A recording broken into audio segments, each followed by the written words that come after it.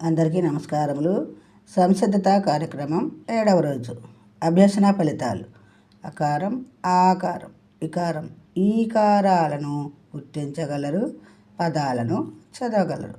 చిన్న పదాలను ఉక్తలేఖనం రాయగలరు. కృత్యం 1. గేయం ద్వారా గుణింతాలు నేర్పించండి. వానలు వానలు వానలు, పారే కొండ కోనలు, చిట్ట చిట్ట కురిసే చినుకులు, మెల్లమెల్ల మెరిసే మెరుపులు, పిల్లల పడవల నడకలు, మనసు నిండుగా వేడుకలు.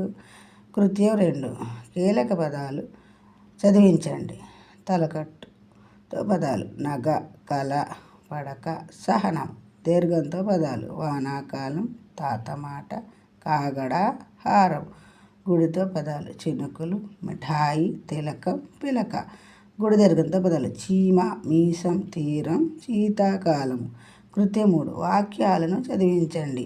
పాయసం కావాలా, పానకం కావాలా, వంకాయ కావాలా, బీరకాయ కావాలా, మందారం కావాలా, బంగారం కావాలా, మనం ఆట ఆడుదామా, పాట పాడుదామా.